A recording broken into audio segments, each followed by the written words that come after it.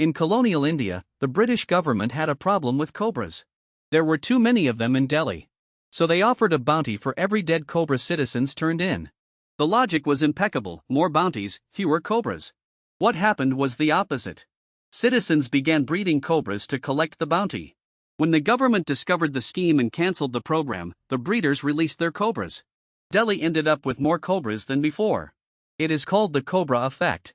And it is one of the most cited examples of a phenomenon that occurs with unsettling frequency: well-intentioned policies that produce the exact opposite of what they intended. We have devoted this entire season to the tools of the state: monetary policy, fiscal policy, regulation, the safety net. It is time to be honest about their limits. In the 7 previous episodes we saw what governments can do with the economy. Today we see what can go wrong. Not because the state is inherently bad, that would be an ideological position, not an analytical one, but because every human institution makes mistakes, and institutions with a lot of power make mistakes with a lot of impact. Economists call this government failure, the counterpart of the market failure we saw in earlier episodes. Markets fail. Governments also fail. The question is not which fails more, but how to minimize both types of failure. The cobra effect is not an isolated case. It is the manifestation of a general principle. When a policy creates new incentives, people respond to those incentives, sometimes in ways the legislator did not anticipate. Price controls are a classic example. When a government sets a maximum price below the market price, the intention is usually to protect the poorest consumers. But the frequent result is shortage. If producers cannot sell at a price that covers their costs, they produce less. Products disappear from shelves. A black market appears where prices are even higher than before the controls. Venezuela illustrates this mechanism on a grand scale. Starting in 2003, the government imposed price controls on hundreds of basic products. The intention was to make food affordable. The result was that domestic production collapsed, imports became unsustainable, and supermarket shelves emptied. By 2018, inflation exceeded 1 million%. Defenders of price controls point out that in specific circumstances, during wars or natural disasters, they can work temporarily. Critics respond that they almost always create more problems than they solve, especially when maintained over time. Historical evidence tends to support the critics, though circumstances matter. Fossil fuel subsidies are another perverse incentive on a global scale. Governments spend more than $500 billion a year subsidizing oil, gas, and coal, often with the intention of keeping prices low for poor households. But the bulk of the subsidy benefits those who consume the most, who are the richest. And at the same time, it discourages the transition to clean energy. In the episode on regulation we saw regulatory capture, when regulated industries influence those who regulate them. But the phenomenon is broader. The entire state can be captured by special interests. Public choice theory, developed by James Buchanan and Gordon Tullock in the 1960s, applies economic analysis to the behavior of politicians and bureaucrats. Its premise is simple: politicians and civil servants are not selfless angels. They are people who respond to incentives, just like entrepreneurs. Politicians want votes. Bureaucrats want budgets and power. Interest groups want laws that benefit them. The result is what economists call rent-seeking. Instead of creating wealth by producing goods and services, some agents devote resources to capturing wealth by influencing government decisions. Lobbies that obtain tariffs protecting their industries at the expense of consumers. Companies that win public contracts through connections rather than competition. Sectors that block reforms that would hurt them even though they would benefit society as a whole. Corruption is the most visible form of state capture. Transparency International estimates that corruption costs the world more than $2 trillion a year. But capture is not always corrupt in the legal sense. A pharmaceutical lobby that gets a law banning the import of cheaper drugs is acting legally.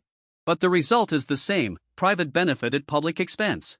Max Weber, the German sociologist, described bureaucracy as the most rational and efficient form of organization. Clear rules, defined hierarchy, decisions based on procedures, not whims. In theory, bureaucracy is impartial and predictable. In practice, bureaucracy develops pathologies of its own. The first is rigidity. Rules designed for a specific context persist when the context changes. Procedures become ends in themselves. Paperwork multiplies.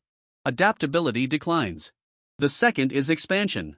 Bureaucracies tend to grow regardless of whether the problem that justified their creation still exists. Every department defends its budget. Every official defends their position.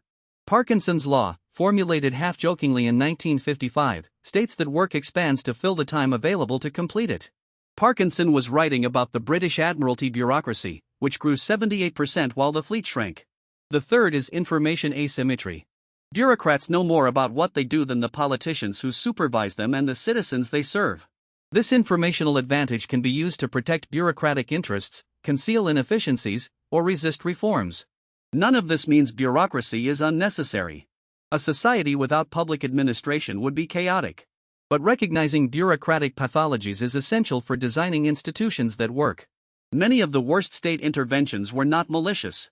They were well-intentioned but poorly designed. Prohibition of alcohol in the United States, from 1920 to 1933, is perhaps the most famous example. The intention was to improve public health and reduce domestic violence. The result was the flourishing of organized crime, massive police corruption, and alcohol consumption that barely declined. Public housing policy in many countries produced segregated estates that concentrated poverty, crime, and despair. The intention was to provide decent housing for the poorest. The result was to create ghettos. Minimum wage laws, at their current level, appear to have modest positive effects. But when set far above the market rate, they can destroy employment in the least skilled segments. The exact level where benefit exceeds cost is a matter of genuine empirical debate. The pattern is always the same. A noble intention. A mechanism that ignores how people respond to incentives. And a result that worsens what it was meant to improve. The lesson is not that interventions are always wrong, but that design matters as much as intention. Government failure is not an argument against government. It is an argument for better designed government. Markets fail. Governments fail. The question is not choosing between one perfect system and another imperfect one. It is choosing between two imperfect systems and designing institutions that minimize the failures of both. Institutional checks and balances matter. Independent courts that can strike down harmful policies. Free media that expose corruption. Transparency in public contracts. Rigorous evaluations of existing policies. Sunset clauses that require reviewing and justifying the continuation of every program. The empirical evidence on what works and what does not is increasingly rich. Randomized controlled trials, the revolution of evidence-based economics driven by Esther Duflo and Abhijit Banerjee, allow policies to be evaluated with scientific rigor before being implemented at scale. It is one of the most promising innovations in public policy design. For people who suffer the consequences of government failure, the experience is just as real as that of market failure. A farmer whose products cannot compete because another country's subsidies distort prices. A sick person who cannot access a medication because patent regulation makes it artificially expensive. A family that loses its home because monetary policy inflated a housing bubble. Cynicism toward government does not help. But blind faith does not help either. What helps is informed demand, knowing what governments can do, what they cannot, and what they tend to get wrong. An economically literate citizenry is the best protection against the failures of both markets and the state. 3 ideas to take away from this episode. First, government failures are as real as market failures. Perverse incentives, unintended consequences, state capture, and bureaucratic pathologies produce results that often worsen the problems they were meant to solve. The Cobra effect, price controls in Venezuela, and prohibition are classic examples. Second, public choice theory reminds us that politicians and bureaucrats respond to incentives. Rent-seeking, regulatory capture, and corruption are not aberrations. They are predictable consequences when incentives are poorly designed. Institutional checks, transparency, and accountability are the best defenses.